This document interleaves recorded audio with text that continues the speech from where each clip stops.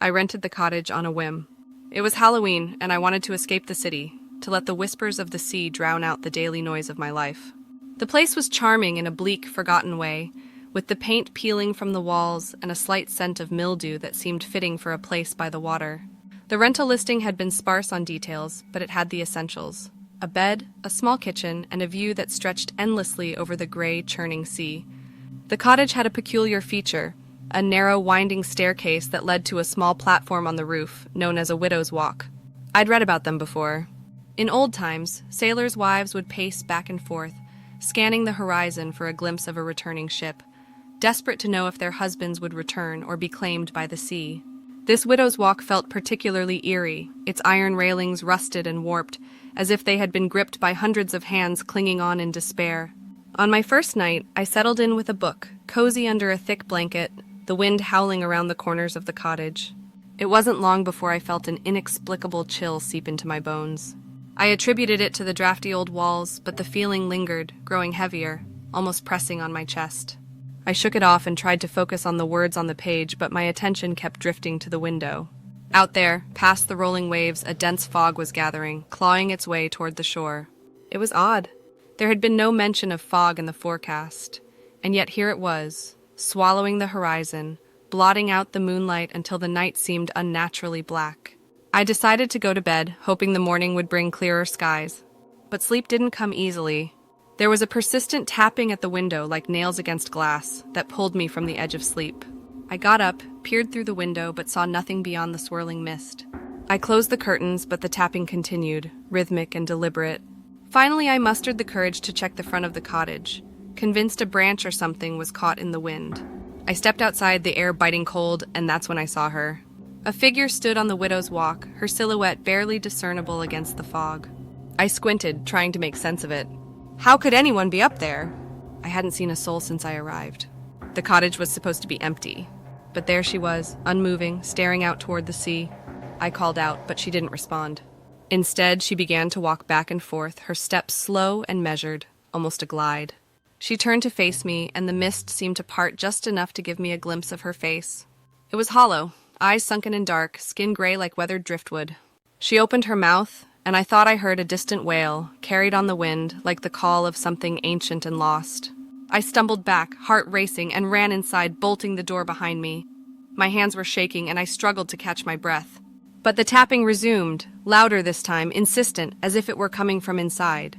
I pressed my ear to the wall, the cold seeping through, and that's when I heard it. A voice, faint and whispering.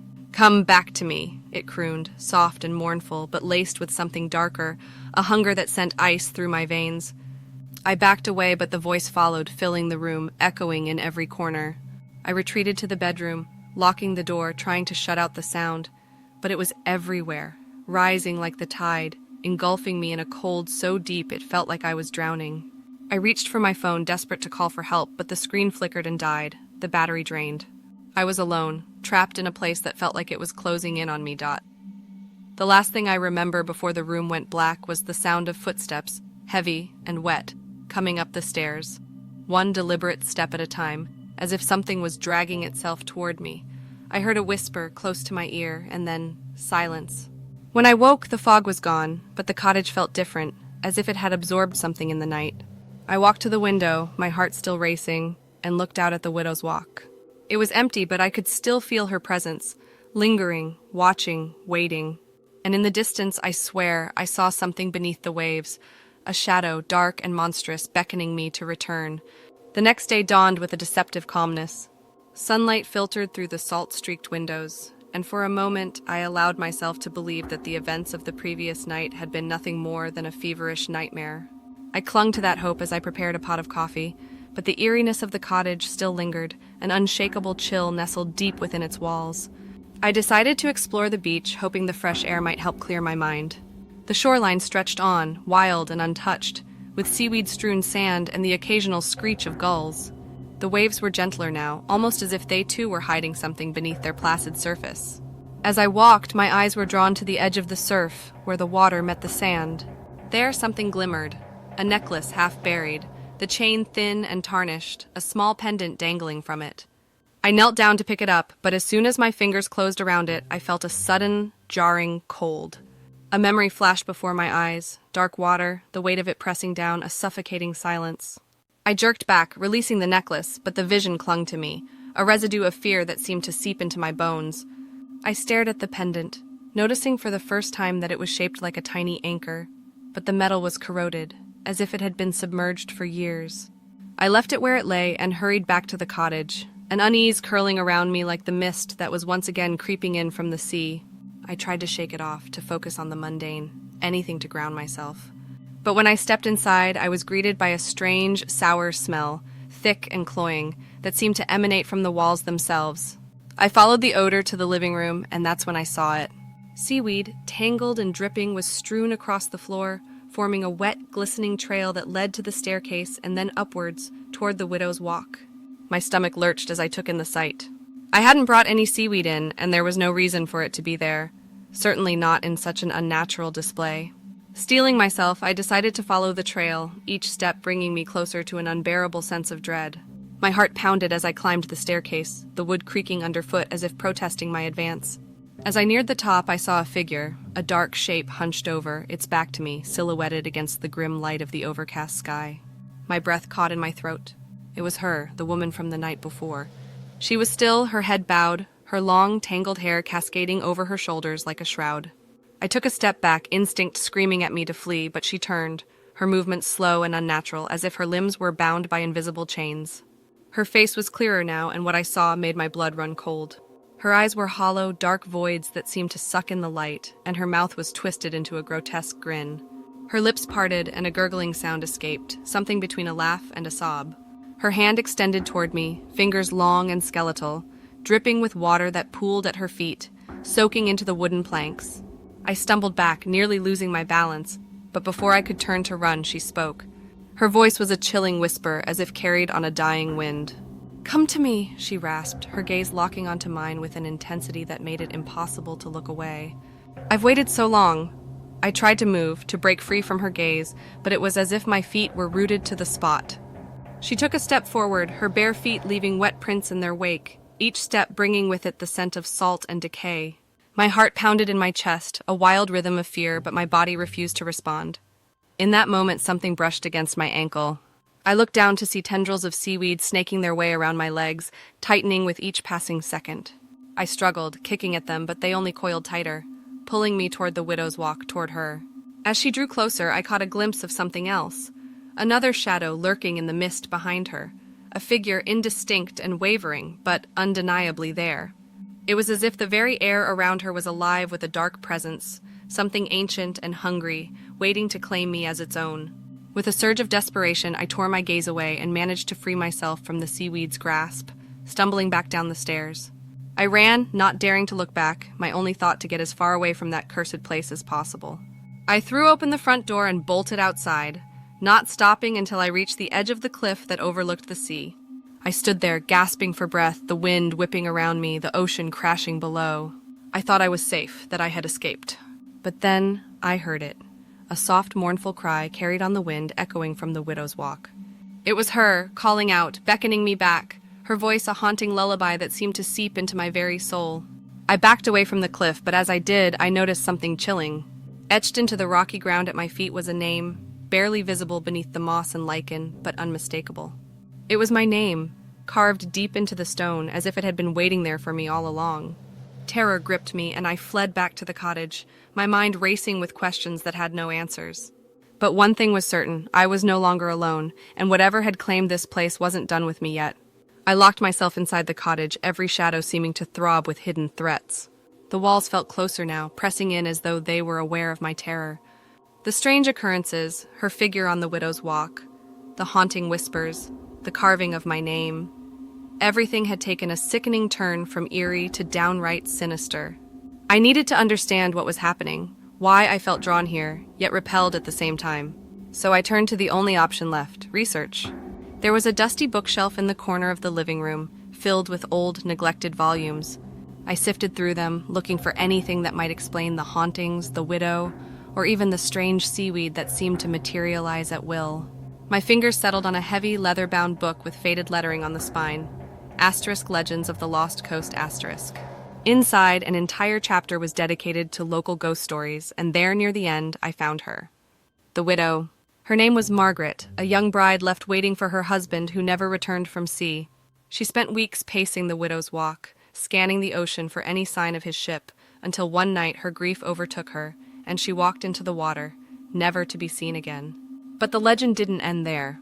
It was said that she would appear every few years, mistaking any lonely soul for her lost love, dragging them into the ocean's depths to keep her company. A chill ran down my spine as I read, the pieces falling into a grim puzzle. She wasn't just a ghost. She was a predator, haunting those who dared to inhabit her sorrowful perch, searching for someone to take with her into the dark, unforgiving sea. I slammed the book shut, the silence in the cottage now heavy with foreboding. Suddenly I heard a creak behind me. I turned, expecting to see the empty room, but instead, there she was, standing by the door, the same hollow expression on her face. The sight of her up close was worse than any nightmare. Her hair hung in wet, stringy clumps, framing a face gaunt and stretched, her lips cracked and blue as if she had just emerged from the icy depths. Her clothes, tattered and soaked, dripped onto the floor, leaving dark stains where the water pooled. She didn't move, but her eyes bored into mine with an intensity that felt almost physical, pinning me to the spot. I tried to speak, to say something that might break the terrible silence, but my voice caught in my throat. All I could do was watch as she lifted her arm, pointing at me with a skeletal finger. I felt a sharp, icy pressure on my chest, as if her very gaze was squeezing the life out of me. My feet moved on their own, drawn toward her as though I were caught in some invisible current, my body betraying my mind's desperate urge to flee. I struggled, but the force was relentless, pulling me step by step toward her outstretched hand. I could feel the cold seeping into my skin, a bone-deep chill that no amount of warmth would ever dispel. Then, just as I was mere inches from her grasp, I heard a sound that broke the trance, a loud crash from the kitchen, as if something heavy had fallen. The spell shattered, and I stumbled back, finally free of her pull. I rushed toward the noise, grateful for any distraction that would take me away from that horrific specter. But the kitchen was empty, save for the shattered remnants of a mirror that had somehow fallen from the wall, its glass scattered across the floor like jagged ice. I stared at my reflection in the fractured pieces, my face split into a dozen distorted fragments, each one showing a different expression: fear, confusion, and something else. In one of the shards, I saw her face staring back at me, and I stumbled back, nearly slipping on the glass. I needed to get out. I grabbed my jacket, my keys, anything I could find, and ran to the door. I threw it open, only to be met by a wall of mist so thick I could barely see the porch steps. The ocean roared in the distance, louder now, almost as if it were calling to me, urging me to come closer. I forced myself to step outside, the cold mist wrapping around me like a shroud. I could barely see beyond a few feet, but something compelled me to move forward, toward the widow's walk. I knew it was a mistake, but it was as if I had no choice, like some invisible hand was guiding me, pushing me toward the edge. I climbed the staircase, each step heavier than the last, the wooden planks groaning beneath my weight. When I reached the top, I was greeted by an endless sea of gray, the mist swallowing everything in sight. But there, just a few feet away, she stood, her back to me, gazing out over the ocean. This time she was not alone. A second figure stood beside her, taller, broader, his features obscured by the mist, but undeniably human. He turned toward me, his eyes hollow, his face pale and waterlogged, like someone who had been pulled from the depths. He reached out, not toward her, but toward me, his mouth opening in a silent scream, the soundless terror striking me with a force that nearly knocked me off my feet. I staggered back, gripping the railing as the two figures advanced, their movements synchronized, their eyes fixed on me with a hunger that was beyond anything human. They reached out, and I felt the sea begin to surge beneath me, the waves rising, as if the ocean itself were preparing to swallow me whole. I could see my fate in their eyes, a reflection of the darkness that awaited me beneath the waves. My heart pounded, each beat a reminder that I was still alive, that there was still a chance to escape. But I knew deep down that the cottage, the widow, and the man from the depths, they would not let me go so easily. I had been marked, chosen, and the sea was waiting, its icy grasp closing in, ready to claim another soul. I stumbled back from the edge of the widow's walk, my heart racing as I watched the two figures advance, their spectral forms emerging from the mist with an unnerving stillness. But then something shifted. The air around them began to shimmer as if caught in an invisible wind, and the eerie, hollow gaze of the man softened. He turned to the widow, his face filling with recognition and something that looked almost like relief. The widow seemed to notice it too. She reached out to him, her expression transforming from one of cold hunger to a gentleness that was almost human. For a moment, they just stared at each other, and the tension in the air lifted like a storm that had passed. The mist around them thickened, enveloping them both until they were barely visible. As I watched, the two figures reached for each other, their hands meeting in an ethereal glow that pierced the fog with a warm golden light. I could hardly believe what I was seeing. The haunting cold and suffocating dread that had gripped the cottage seemed to dissolve with that light, replaced by a calmness that was almost tangible. The widow, who had once been a ghostly predator, now looked serene, as if she had finally found the peace that had eluded her for so long. And the man, he was no longer just a shadow. He was her love, returned from the depths, his soul somehow pulled back to fulfill a promise that had kept them both trapped. The sea below me was no longer roaring. It was calm, reflecting the faint morning light that was breaking over the horizon.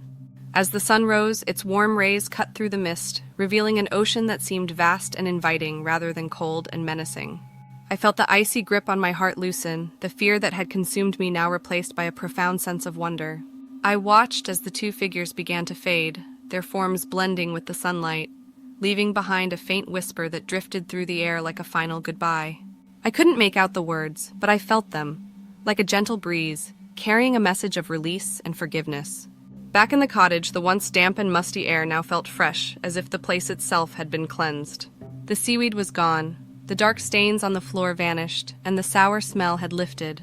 Everything seemed brighter, as though the walls had let go of a heavy burden they had carried for years.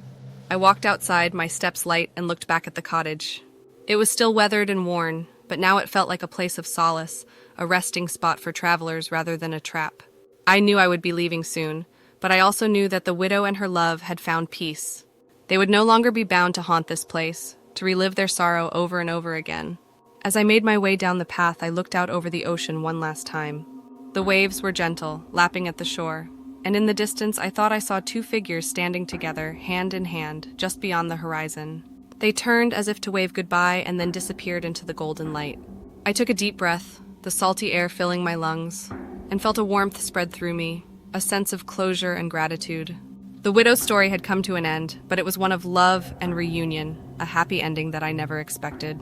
As I walked away from the cottage, I felt lighter, as if a weight had been lifted from my own heart, leaving only the memory of a beautiful and haunting experience that I would carry with me forever.